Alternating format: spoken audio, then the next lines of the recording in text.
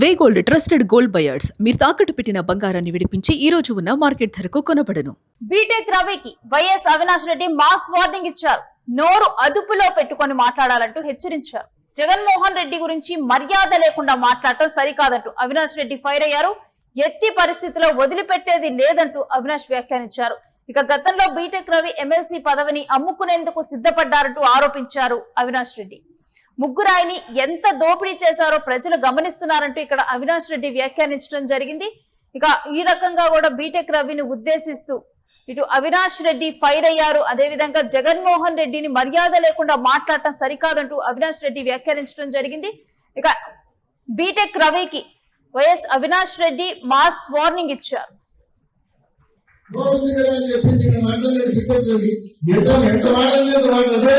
బాబు లెవెల్లో మాట్లాడాడు. నీ గురించి ఆయన మాట్లాడడానికి నాకు తెలిసే చెప్పు. నువ్వెంత నీ బతికెంత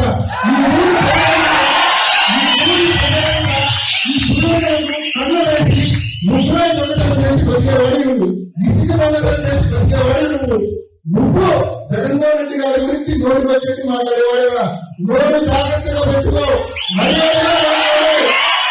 నీ బతుకు గురించి మాట్లాడే మొదలు పెడితే మేము అధికారంలో ఉన్నప్పుడు నువ్వు ఎమ్మెల్సీగా ఉన్నావు. అప్పటికే నువ్వు ఎమ్మెల్సీగా ఉండి ఢిల్లీకి వచ్చినావు, విజయసాయి రెడ్డి గారి ఇంటికి వచ్చినావు. ఏమైనా ఇంటికి వచ్చినావు నువ్వు చెప్పాలి అందరికీ. ఆయన వచ్చింది ఎందుకంటే ఆయన ఎమ్మెల్సీ పదవిని నేను అమ్ముకోవడానికి సిద్ధంగా ఉన్నా, నాకు 12 కోట్ల రూపాయలు ఎవరైనా ఇవ్వండి, ఎమ్మెల్సీ పదవిని అమ్ముకుంటానని చెప్పి ఢిల్లీకి వచ్చినాడు.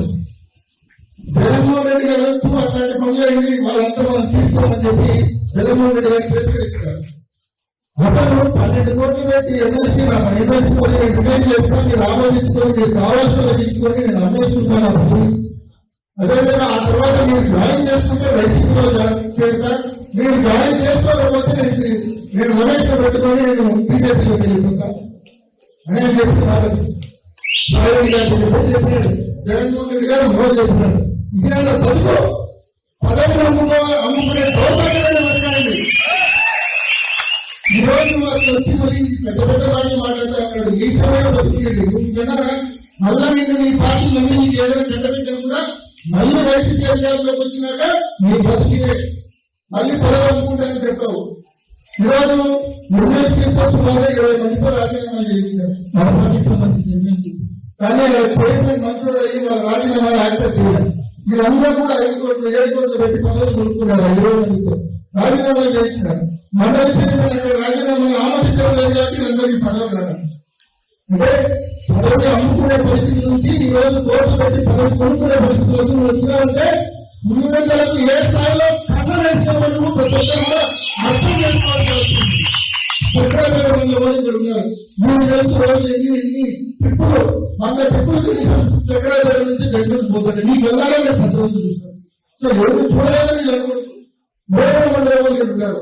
ఏ లెవెల్లో వేపన మండలం నుంచి ఏ రకంగా ప్రతిరోజు రాత్రిపూట ఆ టిఫిన్ సొసైటీస్ లో నియమిత రాత్రిపూట దిగి ఏ రకంగా దోపిడీ చేస్తున్నారో వేపన మండలం గమనిస్తా ఉన్నారు. సో ఎవరు చూడలేదని అనుకోవద్దు. ఆయన మాట్లాడాడు పెద్ద విశ్లేషకుడైన ఆయన ఏమంటాడు, మనమంట మన ప్రభుత్వంలో ఎవరిని బాధ పెట్టడం కాదు భయపెట్టానంట, భయపెట్టాను కాబట్టి మన వల్ల ఓకేనంట. ఆయన నీ నీతి వాక్యాలు శుద్ధి వాక్యాలు బాధ పెట్టడం భయపెట్టడం కాదు, నువ్వు ప్రజల సొమ్మును దోపిడీ చేస్తావు. ముందు నీ ప్రభుత్వాన్ని వదిలిపెట్టే సమస్య ఉంటుందని చెప్పి మనం చేస్తూ తప్పకుండా ప్రజల చేత నీకు బుద్ధి చెప్పించే కార్యక్రమం కూడా తప్పకుండా ముందు రోజుల్లో జరుగుతుందని చెప్పి కూడా తప్పకుండా తెలియజేస్తూ ఇటువంటి వాళ్ళు మాట్లాడే మాటలకు దయచేసి కూడా ఎవరు కూడా నొప్పికి గురి కావద్దు. ఆయన మాటలు చూసినప్పుడు అదేవిధంగా వేద మండల నాయకులు మాట్లాడిన మాటలు చూసినప్పుడు నాకు కూడా కొంచెం నొప్పి తగిలింది. దయచేసి కూడా ఈ నొప్పిని ఈ అవమానాన్ని ఓపిక పడతాము. మన టైం తప్పకుండా వస్తుంది.